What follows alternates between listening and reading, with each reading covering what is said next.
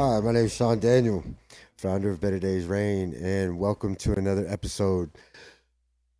Today I have my sister in the building, Erica Scalf.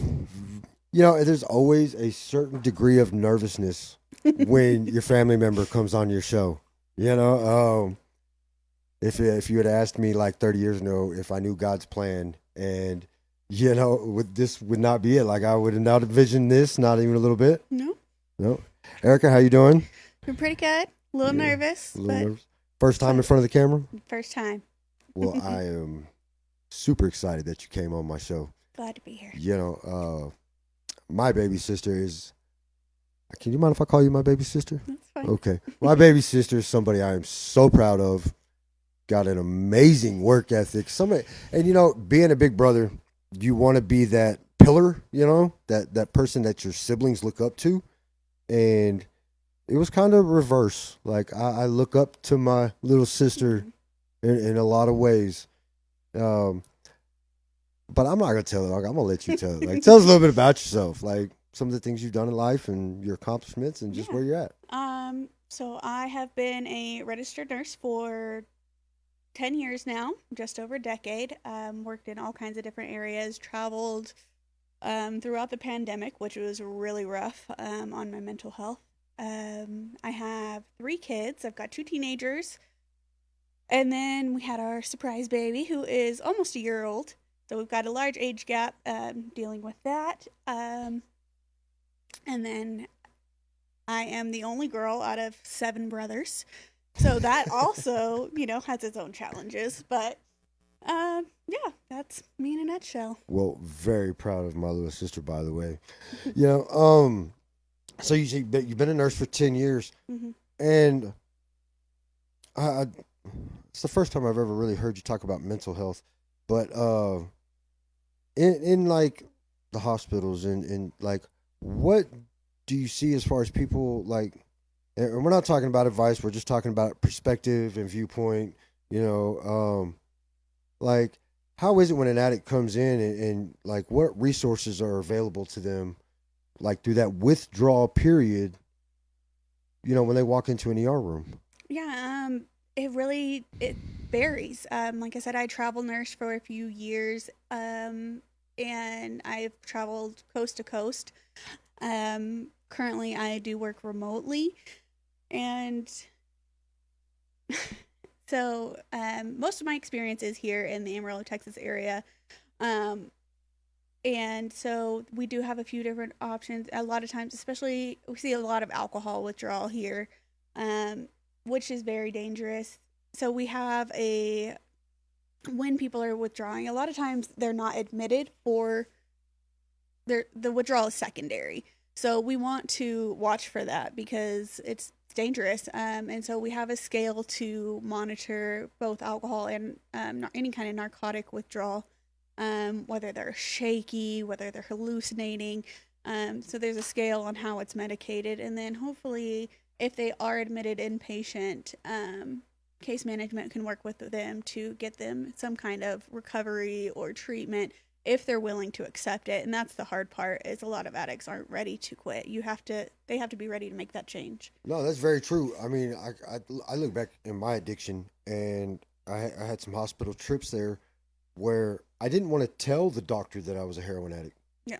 because I was scared of what might happen after that. Yeah. We're not the cops. And yeah, so, well, you're scared of the cops, but you're also scared of like, you know, and this is just me. Like with my addiction, like I wasn't scared of jail, I wasn't scared of prison, but the thought of a psychiatrist yeah. or somebody getting in my head freaked me totally out. So Mhm. like I was willing to take jail time, but rehab or something where you could like get in my head and no, that freaked me out. You know what I mean? So it made it very scary to open up to doctors. Now I know once I did, and I saw the result of it, that was two totally different things. Yeah. Get it? Once you can step out of that comfort zone of anonymity, I guess, Hmm. and actually tell people like, look, this is what's going on with me. This is what's really going on with me. And Yeah. so I think that makes it hard for doctors Yeah. to accurately assess a problem when you're not being honest with them about why you're I there. mean, most of the time we're going to run a drug screen anyway, just so we know what's going on. And even then, a lot of addicts don't want to admit to it then. But we'll still watch out for signs and symptoms when they are inpatient, just to try and mitigate those withdrawal symptoms. Are I know I was like once I came clean, I said, look, I'm withdrawing on heroin really bad. Mm-hmm. My body's really messed up. The whole tune seemed to change. Like when I walked in and just said, look, man, I'm sick to my stomach. They give me like, some Tylenol, some probiotic, Yeah. shoot me with a little bit of fluids and send me on my way. But once I went in there and said, look, I'm a heroin addict. I've been suffering from heroin addiction for the last 10 years. Mm-hmm. Something is really wrong with me. Man, I got MRIs, I got CT scans, colonoscopies, like Yeah. it changed the whole name of the game when it came to help. Yeah, I mean, we treat it completely different because we know what we're fighting. Um, you know, alcohol withdrawal, we're gonna check your liver more closely. Heroin's tough on all kinds of different parts of the body. There's just we can treat you better once we know what's actually going on. Right. And so I know in my case, I was admitted. I was admitted for like 12 days.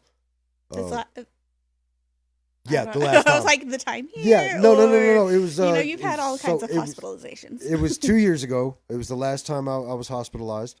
And, they went in, or when I got to the hospital, they said, what's wrong with you? And I said, man, I'm withdrawing. They said, well, how long you been withdrawing? I was like, I think I'm like 7 months in. Mm-hmm. And they kind of looked at me crazy, like, this dude's not withdrawing on heroin after 7 months. And I'm like, yeah, I'm still withdrawing. Like, it's really that bad. But they found some chronic illnesses that I had, cirrhosis and Crohn's. And I think one of the things is once I put down that heroin, all those chronic diseases came to life. Yeah, There was nothing masking it. Yeah, there's nothing masking the pain. And like, it was excruciating. But once I told them that I was a heroin addict, it changed everything. So for that, I'm very appreciative for the people at BSA. I have an understanding today that God works through people, and like those people put me back together. And I was like, I had to get 6 blood transfusions. Man, they were poking me every 2 hours for blood for 12 days. I remember when I saw you, you looked awful. Like you looked like a ghost. You looked like you were about to die. You were Felt like yellow. I was gonna die. Your liver was shutting down. You had no blood in your body, and you still didn't really want to go to the hospital, but eventually you did. But it was scary.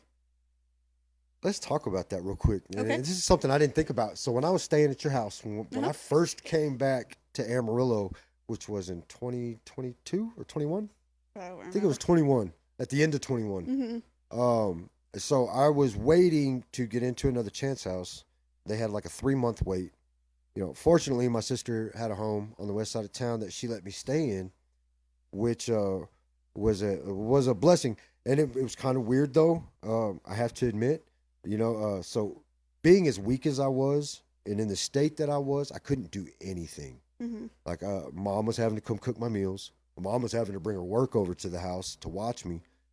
And it got really demoralizing, I guess, when your mom has to take care of you, and you're not even 40 yet. Yeah. And so it worked on it was kind of like I knew I needed the rest from my physical self, but it was almost like my mental health was kind of deteriorating because of the isolation I was in. Yeah, I'm sure. But like I know you and Shay, y'all brought me some food and stuff, but like what were those times like when y'all came over to the house and saw me? Like, like I said earlier, you looked horrible. You were yellow. You're extremely pale. You could barely walk. You couldn't stand up for very long. Like, as a nurse, I just wanted to scream at you to go get help, but I've known you my entire life, so I know me telling you what to do is not gonna help.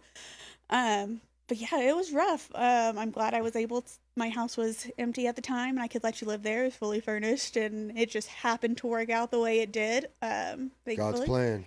Exactly. But yeah, seeing you in that condition was rough because I knew you probably needed blood. It's having any family member in the hospital is rough when you're a nurse because nobody asks the questions that you want to ask. So I got permission from you and got logged in on my phone so I could see all your lab values because you didn't ask the questions I wanted.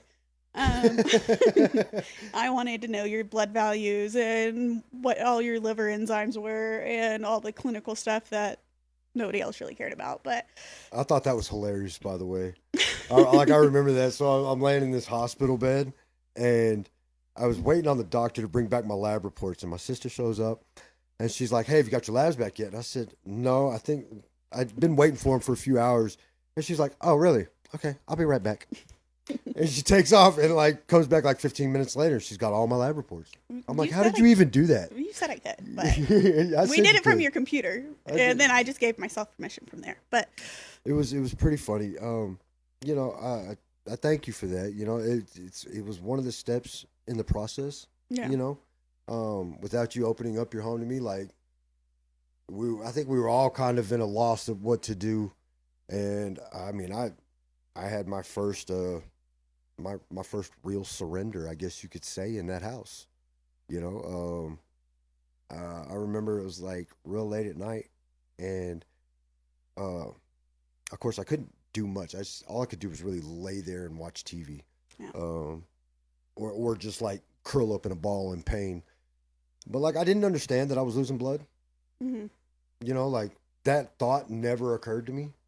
Also, your liver was damaged. Your liver has a lot to do with blood production and your red Yeah, blood cells well, and that's all what of they that. told me. My But body wasn't producing healthy blood, and so like I just didn't understand that whole concept, and it never crossed my mind. Like you're dying because you don't have blood. Like everybody has blood, yeah, you know. But I remember like in the mornings, mom would come in, and she would just crack the door open just enough to see me, and like make sure hmm I was still breathing. And then she'd close it real quiet and go do her work. But I would see her every morning because I was always up in pain, hmm you know. And that messed with me really bad when she, not necessarily that she would come check on me, but like when you're grasping that hopeless nature of the beast, you know what I mean? Like, I didn't think I was gonna make it. Like it seemed like the longer I stayed sober, the more miserable I got and the more yeah, pain I was going through. And I couldn't figure it out. I was like, why did I get sober to live like this? yeah. You know what I mean? Like it was hard. So I remember sitting up staring at that ceiling fan, and I was just like, and I prayed to God, man. I said, man, like I can't do this. Like I can't do this. Like you're gonna have to take my life or give me something better. And then within like a week, I was at another Chance House, which was another huge blessing on my life. You know, so if you're going through withdrawals, you know what I'm saying, seek medical help. You know what I mean? Like go to the hospital, you know, and be honest with them. Uh, and that's just what I would do. Coming from somebody who's been through that, who's gone into a hospital and not said anything about it, and got very little results. You know, to just coming in and being honest about it and really figuring out what was wrong with me and coming putting a plan together for a solution. It's a the building to something greater. You know what I'm saying? You got to start small, which a lot of times when we come to those withdrawals, we got to find out what's wrong with us. We got to find out the damage that we've done, and then we have to heal from it. And a lot of people I don't think understand that healing process. You know, I think a lot of people just expect people to get sober and get right back to the grind. Yeah, because you've done damage, especially when you've been an addict for decades. A lot of damage has been done, and you're not going to heal overnight. Your body has to go through all the healing processes, and you have to excrete all of that, and it takes a while. And then not even just mentally, because I know the mental aspect of it has to be rough. I can't speak to that, but I know, even just watching you go through the physical changes and everything it took, that it was a lot. Like you couldn't walk, and when you were I in the couldn't. hospital, I know the nurses don't have a whole lot of time, so I was going up there to make sure you could walk and you had got some exercise. And You know, it was it was eye opening. But like you said, I couldn't walk. But like I was there 12 days, and on that 12th day, like I walked to mom's car. yeah, Like I did. So you know what I'm saying. Again, very grateful for all the people at BSA Hospital that helped me out and taught me a lot about uh, God's forgiveness. You know what I'm saying, and God's grace. yeah, You know, and unconditional love. Because like you hit a certain point where like you don't feel like you deserve it. You feel like I've done all this bad where I don't deserve any good. And, you know, once you hit that desperate point, it's like, just take it. Just take my life. You know what I'm saying? And, you know, I wish I would say like I was the type of person that it just took one miracle. You know what I mean? I It was took you just, quite a few. yeah, you know what I'm saying? But like when I look at like how God had to break me down, you know, as far as my addiction and the way I was living, Mm-hmm. like he had to take it piece by piece, step by step, and really strip me down bare. And then he built me back up the same way, you know? So it's just kind of like, again, when we're talking about God's plan and the way he works, like it was, it's very interesting to look back on and to look back at how I came to the realization that I have today. But I want to touch on another topic. So we have my nephew, my niece, and then we have baby Lincoln. You know what I'm saying? Um, and of course, you saw what I went through. Yeah. So what are your fears as far as like having two kids in high school? You know, and they're both different because Oh, yeah. They're complete opposite. Alyssa's a girl, Isaac's a boy. Yeah. You know what I mean? So like, there's got to be like a two different, totally different fears right there. I mean, they're just complete opposite personalities, first of all. My oldest, my son, is very extroverted. He's got the personality. He's very charming. Everybody constantly tells me how polite he is. He's a great kid. They're both amazing. My daughter's much more introverted. If you get anything out of her mouth, is probably going to be snarky, but that's just who she is. But yeah, it's very worrisome. You know, we have a great relationship. I talk to them frequently. We talk about mental health. Isaac's met with a therapist. Sometimes he's struggled a little bit more. But it's scary, especially, you know, alcohol. I feel like kids aren't as bad as we were, and maybe it's just mine. It's not, but it seems like this generation, I don't know if it's because we're more connected. I track their every move. I know where they are at every second.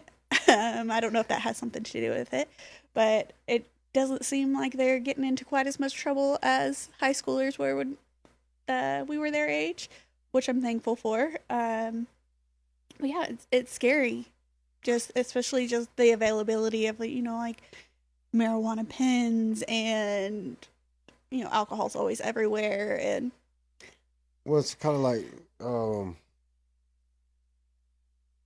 I think a lot of it has to do with the parents. You know what I mean? And me and a couple of guys in the studio, we were talking about this earlier.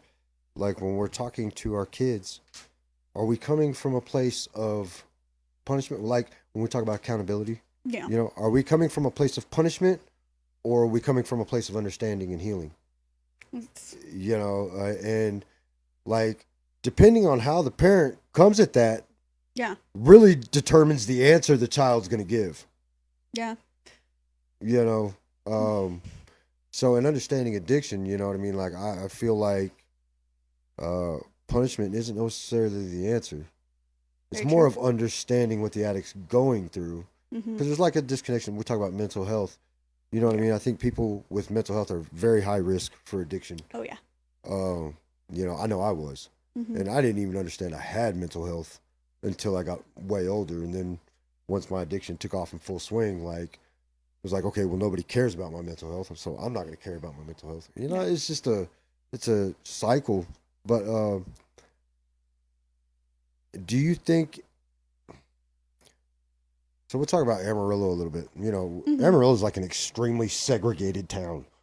Yes. You know what I mean? Like, it really is. Like, you have your Asian side, you have your black side, you have your Hispanic side, you have your white side. I mean, it's extremely, it's blocked out that way. Mm-hmm. And of course, you live over in the Amarillo High neighborhood. Yeah. How do you think that makes a difference as far as some of the other neighborhoods that kind of maybe at more high risk? You know, I even growing up and going to Amarillo High, I always heard that there was more drug busts there, and because they're the rich kids, they can afford to get whatever they want. Right. I don't actually know if that's how it is, but that's what I always heard when I was going to school because I went to Amarillo High.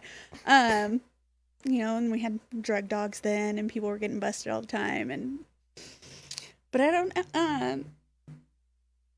really know. I feel like teenagers are teenagers. So the reason I was asking that is because I was actually kind of looking up this thing in Amarillo, and we were talking about overdoses Mm-hmm. and suicides from young kids, and it's predominantly that southwest side of town, which is the more wealthy side, which I thought was really interesting considering how these kids have more privilege. Yeah. They have, of course, like you said, more money. They're the rich kids, you know. But to me, seemed to be like the kids with the poorest mental health because of that privilege, because of maybe expectations or right those high expectations that come from living on those sides of town. They feel like they can't fail, and if they're not perfect, then pressure. Yeah, that pressure. Do you put a lot of pressure on your kids to perform? I guess like, are you one of those moms that says you got to make straight A's? I don't feel like I am. Alyssa has always just been great. I never have to get on her. She's just always kind of been that overachiever. Isaac, on the other hand, is dyslexia and ADHD, and we definitely butt heads a lot more. But now we found this online program he goes to because he does homeschool, and it's worked out so much better for his mentation, and it works better with his ADHD because he can go back and reread things, and he doesn't have this strict schedule, and he can kind of work at his own pace. So that's been a lot better for us. It's just still getting him to do it, but he's a 17-year-old boy, so if I can get him through school, that is the goal. That is the goal. I didn't graduate till I was 31. I just figured that out not too long ago. I was sitting there going, didn't know that. Yeah, I graduated when I was 31, and that was only because my oldest daughter was getting ready to graduate, Araya. Mm-hmm. She was It was like 4 months until her graduation, and I was actually in prison at the time, and I was like, "There's no way she's graduating before me."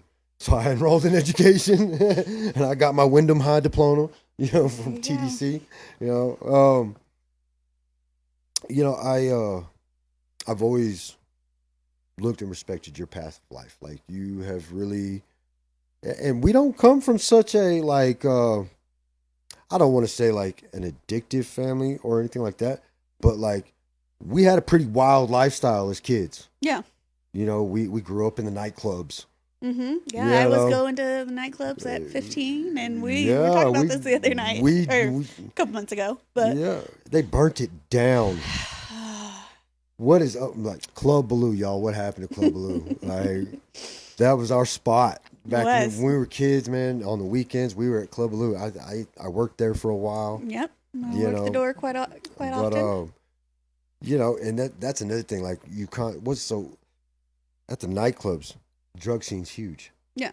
Right.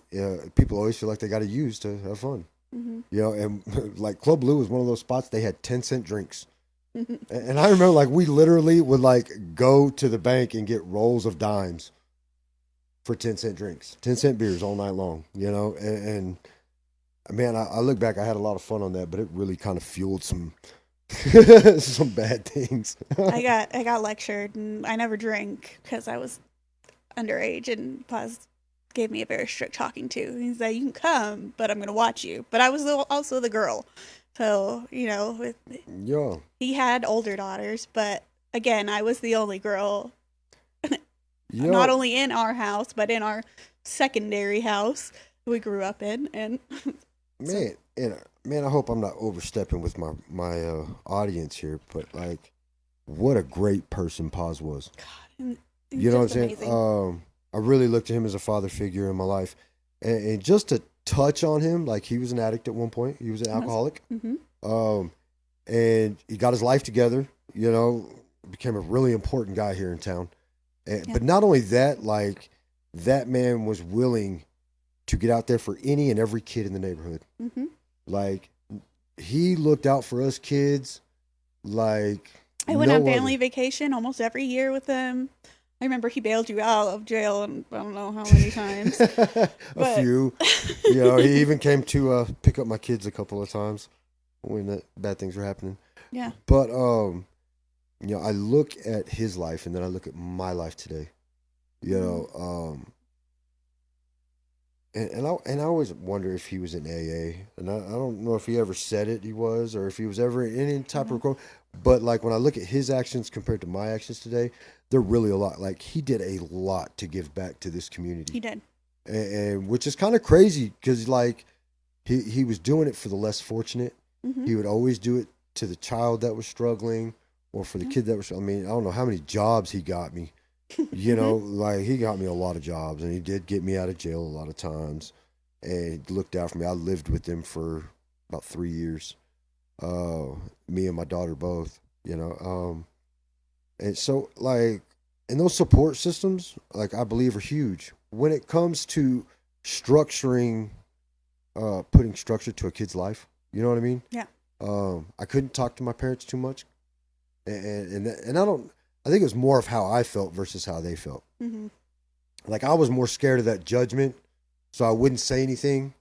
Or you know, by the time I would go like talk to my mom, my friends had already told my mom what I did.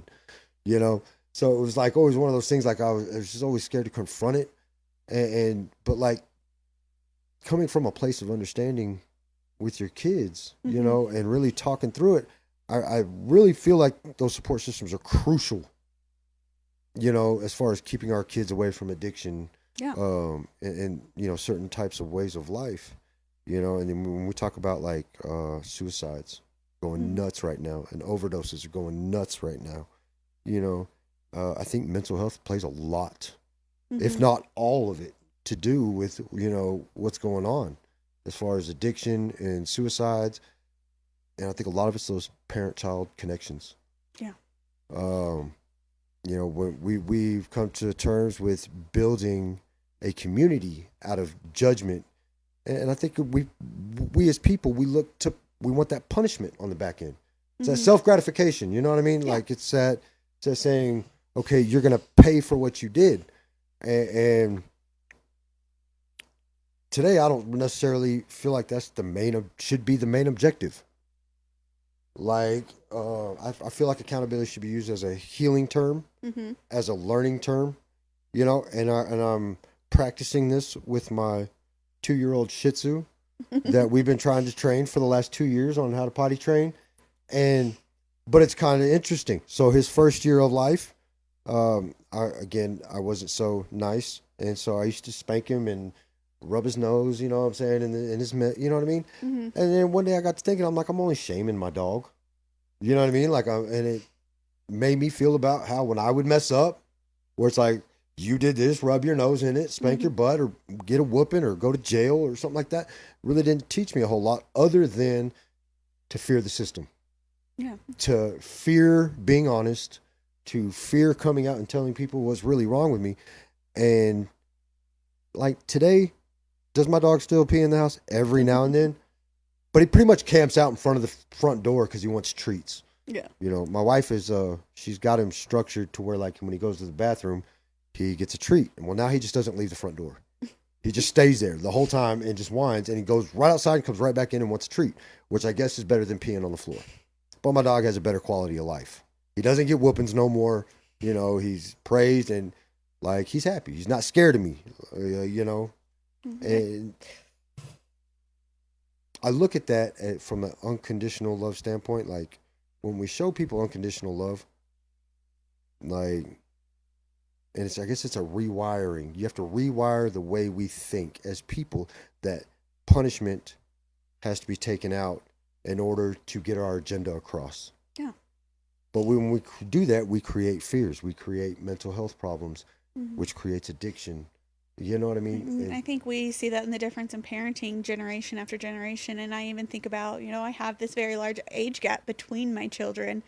And, you know, I'm probably going to parent my baby much younger, much different than I parented the older ones. Because one, I was 19 when I had my oldest. still trying to learn life myself. And then I was 35 when I had my baby. So he's going to have a much different life than him. You know, my older kids grew up with me, and I, you know, was probably not the best parent at times. And I feel like Lincoln's going to have a much more structured environment to grow up in because I'm just older and I know better. My frontal lobe has developed now. The frontal lobe. Well, I don't know too much about the frontal lobe or anything that goes on up there, but no. So, in some of the research that I've done, they talk about this disconnection causes addiction. Mm-hmm. Disconnection from a happy, healthy life, right? Yeah. Creates a disconnection, a void, where we look for relief to satisfy our inner needs, which is addiction, correct? Mm-hmm. So, when I look at you and your family, I see a very well-connected family. I'm glad. You know what I mean? Like, I see my nephew's always happy, my niece is always happy, baby Lincoln, he just likes corn dogs and puppies, and He's pretty easy to please right now. Yeah, but no, I see a happy home, and I haven't heard of anything. I mean, I don't know if you told me, but like, I haven't heard of Isaac's out doing this or Alyssa's out doing that. Yeah. So it goes to say like something about healthy home connections prevent people from getting out and using.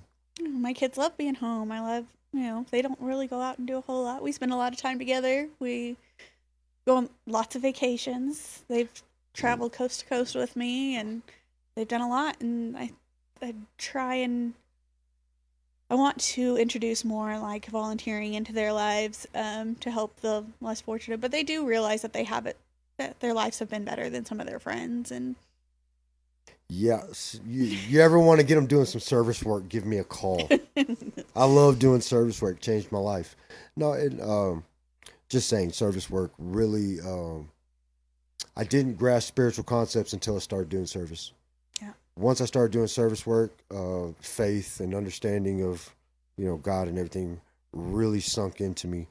And like a lot of, once you realize you have a contribution and something to offer the world, and I think that's really where I fell apart at. Feel like you had anything to offer over the years, like when you start getting older. Of course, I lost my kids, failed relationships, couldn't seem to get life under control, and then of course I had my accident in 2015 where my body got crushed. It just didn't seem like I had a whole lot to offer the world at that point, other than to just be there. Yeah. And so I'm very thankful that by doing service work, I found that sense of contribution, and that I really did have a lot to offer the world. Yeah. So if you ever, want to get rid of him for an afternoon, you can come hang out with Uncle Sean. I got him. Okay. But let's see, what else can we talk about today? You have any questions about? So what all are you doing these days? I know, like today you ran a meeting. I know you're always got so much going on, and we don't get to catch up that much, right? No. Well, so I see you're live, but I'm usually asleep during that time because I work nights. But I had posted on Facebook not too long ago. I said in my addiction, I didn't do anything but do drugs. That's it. That's all I did. I did drugs, and I destroyed every attachment that I ever had, every connection that I ever had. And in the last 4 years, let's see, of course, got into recovery. I started chairing meetings. I do service work. I graduate this year. I don't know if you knew that. I know you got a lot of your classes done. Yeah. So at the end of this year, I will be done. As in like December end of this year? Mm-hmm. Okay. Yeah, it'll be. So I'll get my associates in psychology. And so I started that with the intention of going to school to be a licensed chemical dependency counselor.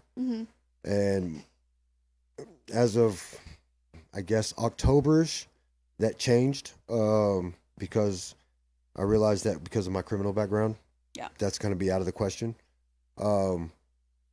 So I was like, well, I'm going to stay in school because I want the degree. I've already worked for it, you know? So I'm going to school for that, but I also took on some state training, and certifications in recovery peer support. Okay. So I got, I think, 5 different certifications in peer support. And again, ran into another wall because of my background. Yeah. So but it's a when I look at those, especially those 2 things, because those are 2 things that okay, I couldn't do license, but I knew I still wanted to help people. Mm-hmm. So it's like, okay, I'll go into peer support. I'll do that. Well, that got took away, and it's like, okay, what do I do now? And I linked up with a friend of mine. We were talking about maybe putting together an event. She ended up linking me up with the guys here at Warrior Garden Studios. Okay. And so now Better Days Rain is the whole thing. Yeah. Thanks to the guys here at Warrior Garden Studios. And so I am a credentialed RSPS, Mm-hmm. which is a recovery peer support specialist. We do the podcast, which here at the studio, and then we also do recovery with Sammy and Sean at the house. And I also do like a vlog, I guess. I try to do it 2-3 times a week if I can, which is all of this is basic service work. Mm-hmm. If you ask me like how much money has Sean made doing Better Days Rain, I can tell you about $50. I know you told me you made $8 on Facebook the other day. Yep, yeah, $8 on Facebook. Yeah, all in all, I've made about $50. Just to be true. So this has taken a lot of time, a lot of dedication, but I found my calling in helping people. And doing service work. So it's really a blessing when you get to go out in the streets of the town that I live in, and everybody's like, "You're that guy on Facebook. You're that guy we see on Facebook doing the recovery thing," and I'm like, "Yeah, that's me." But no, it keeps me very humble to know that my vlog, that Better Days Rain, that recovery with Sean and Sammy, that it helps people. Mm-hmm. You know what I mean? Because I've come to a realization: your degree of willingness is different than my degree of willingness. Yeah. And we're all built a little different. Mm-hmm.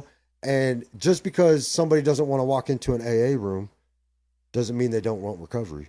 Mm-hmm. Just means they're built a little different. Some are shy, some are scared.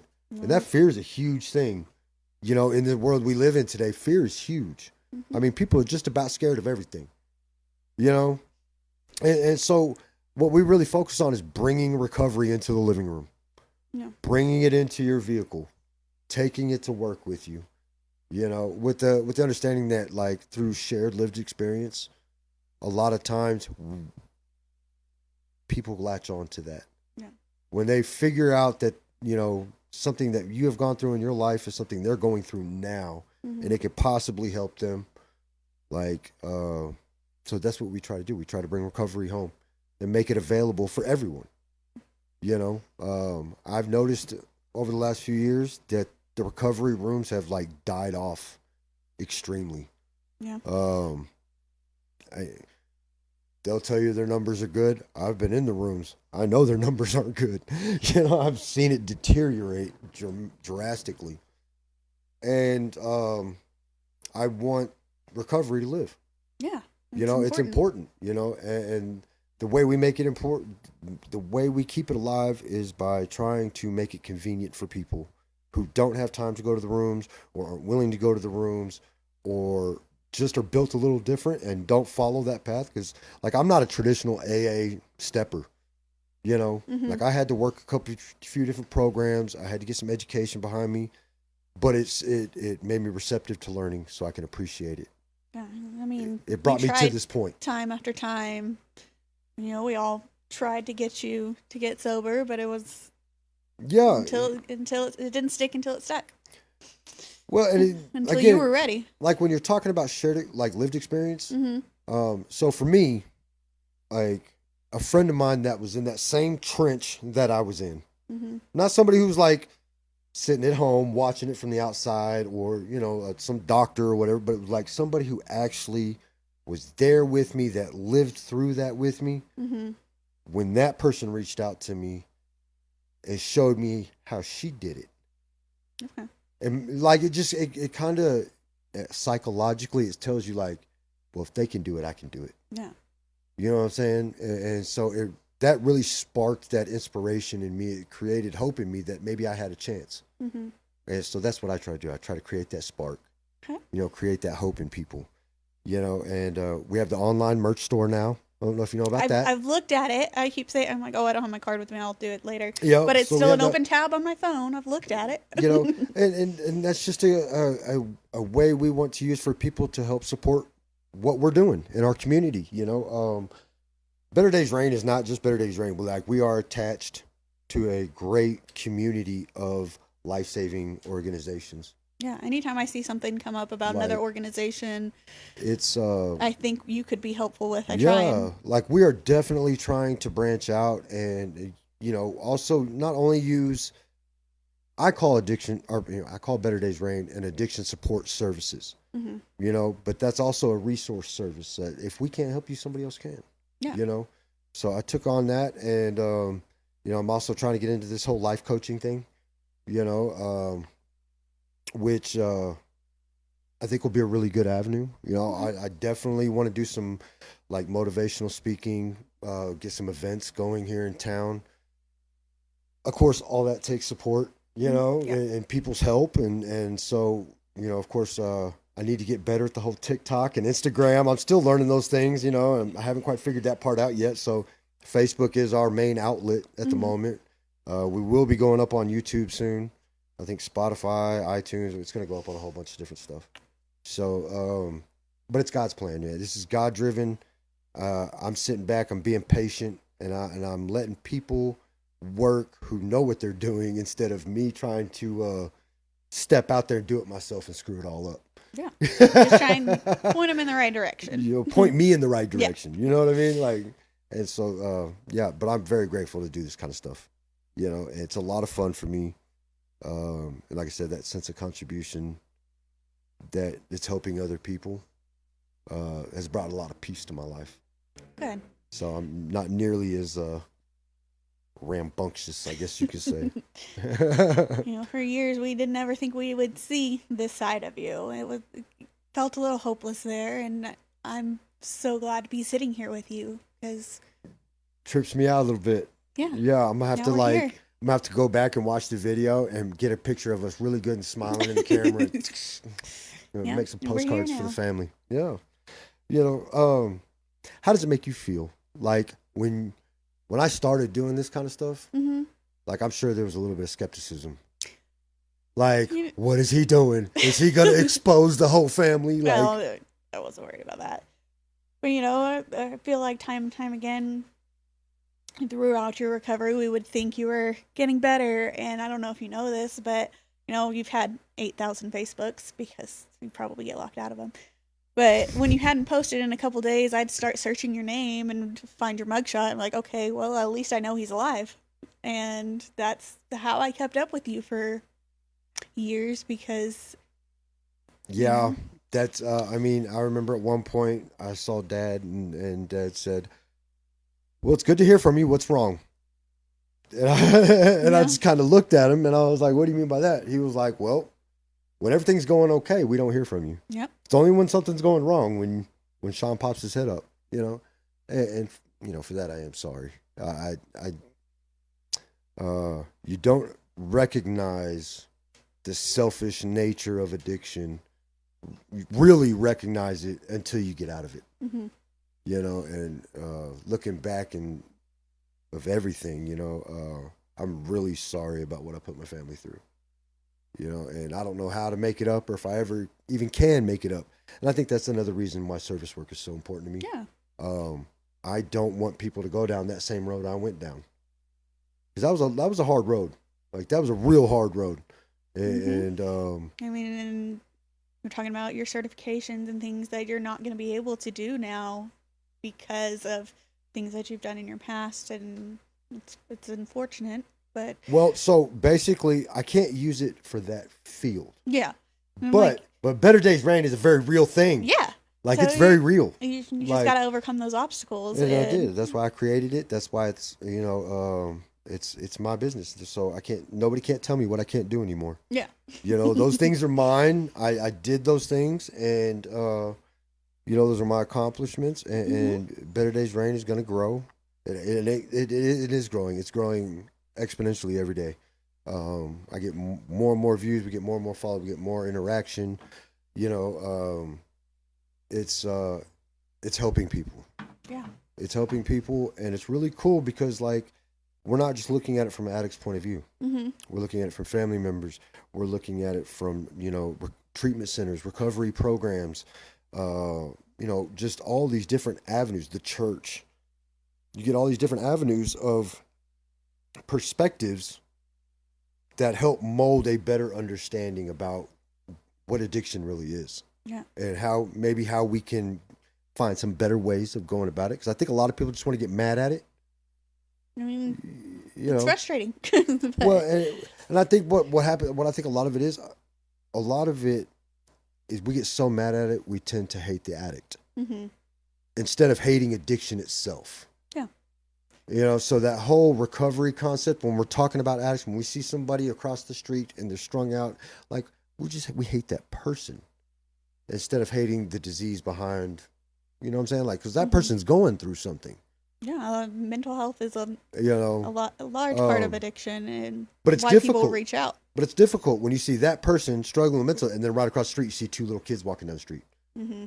You know what I'm saying? Like it's hard to find grace when it's like so close. When it's in your own backyard, when it's, you know what I'm saying, somebody you love or somebody you care about, or somebody who just doesn't seem to be catching on. You know what I mean? Yeah. I don't know if you know this, but our little brother Ben, when they were 18, he lost two of his very best friends the day before Christmas due to overdose, and that hit him really hard. Yeah, I didn't know if I was gonna be okay to bring that up because like I said, I don't want to wake up any demons, especially with my little brother. But that is a classic example of how addiction affects us, even if we're not suffering from the disease itself. When we lose loved ones, I think that, and I don't know how he feels. I'd love to have him on the show to talk about it. I know how when I lost friends of mine from heroin and fentanyl, and even when I had my own fentanyl overdose was crazy. It wigged me out. I was dead before I knew it. Yeah. Like it was that fast. I woke up and I was in this cold sweat and there was a bunch of people staring at me and I didn't know what was going on. And they were all telling me that I died. And I was like, man, y'all are just high, bro. Like I didn't die. And then I hear the ambulance pulling up and I'm like, whoa. And it freaked me out, the fact that like, I didn't get a chance to say goodbye. Yeah. I didn't get a chance to register a thought. I didn't even get a chance to ask God for forgiveness before I died.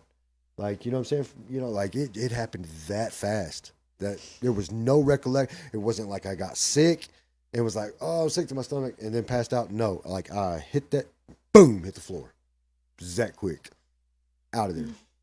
Thank God the Narcan, they hit me with 2 Narcans and it brought me back. But other than that, I was out of there. I was all the way out of there. We need to make that more acceptable. That's not the word I'm looking for, but available. Yeah. That we have places around town. That's another thing. If people can carry it, then it saves lives. That's another thing here at Better Days Radio. Like we have Narcan. If you need Narcan, call me, reach out to me, email me.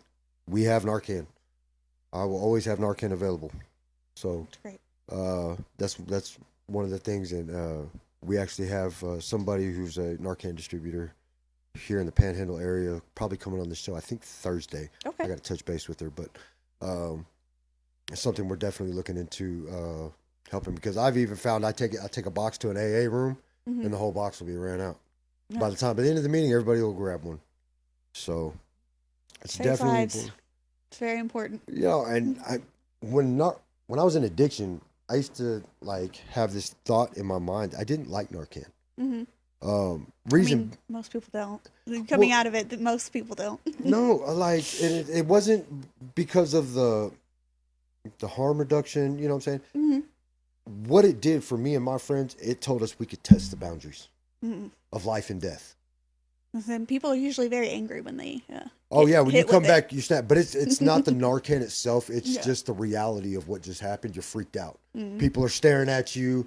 Your nose is running, because all it is really like a jacked up antihistamine. Yeah.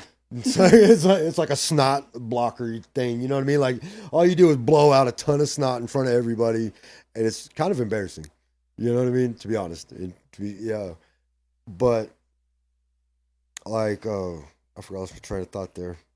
Oh yeah. So in addiction, I I would sit there and I would see people use huge amounts of drugs, Mm-hmm. huge amounts of drugs, with Narcan sitting right on the table. It's like, hey, bro, if I fall out, just hit me with the Narcan. And so I used to tell myself in my mind, I'm At least it's there. like this stuff's the devil.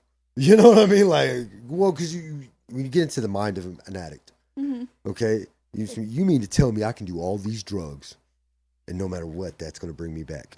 So I was conflicted with it. Yeah. And then when it saved my life, I was even more conflicted with it because I was like, okay, well, it works, but it still tests the boundaries. Mm-hmm. And so then I was in peer support recovery or training. One of the guys looked at me. He says, "Look, man, what's more important, sobriety or life? Plain and simple. Narrow it down to that simple fact: sobriety or life." And I was like, "Well, when you put it that way, Narcan's a good thing." So yeah, I'm a full supporter of Narcan nowadays. Okay.